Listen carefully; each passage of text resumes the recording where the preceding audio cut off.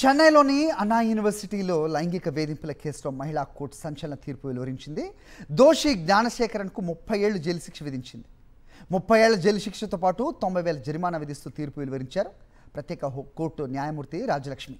లైంగిక వేధింపులు, కిడ్నాపింగ్ సహా 11 అభియోగాల కింద జ్ఞానశేఖరన్ను దోషిగా తెలుస్తూ గత 28న మహిళా కోర్టు ఈ తీర్పునిచ్చింది.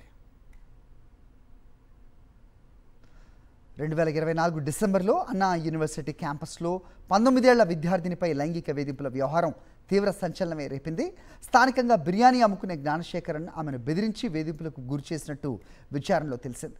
డిఎంకే వర్కర్ కావడంతో అతన్ని కేసు నుంచి తప్పించే ప్రయత్నాలు జరుగుతున్నాయంటూ స్టాలిన్ సర్కార్పై విపక్షాలు ధ్వజమెత్తాయి. ఈ క్రమంలో పోలీసులు 5 నెలల్లో ట్రయల్ పూర్తి చేసి జ్ఞానశేఖరన్ను కోర్టు ఎదుట నిలబెట్టారు. గత నెల 28న మహిళా కోర్టు అతన్ని దోషిగా తేల్చింది.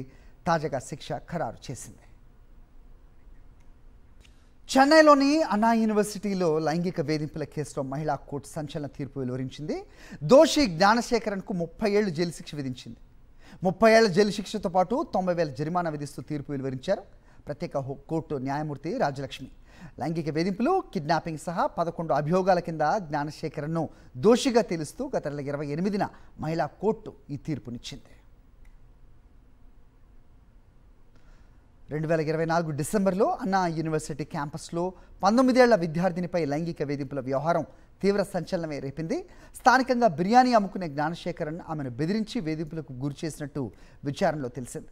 డిఎంకే వర్కర్ కావడంతో అతన్ని కేసు నుంచి తప్పించే ప్రయత్నాలు జరుగుతున్నాయంటూ స్టాలిన్ సర్కార్పై విపక్షాలు ధ్వజమెత్తాయి. ఈ క్రమంలో పోలీసులు 5 నెలల్లో ట్రయల్ పూర్తి చేసి జ్ఞానశేఖరన్ను కోర్టు ఎదుట నిలబెట్టారు.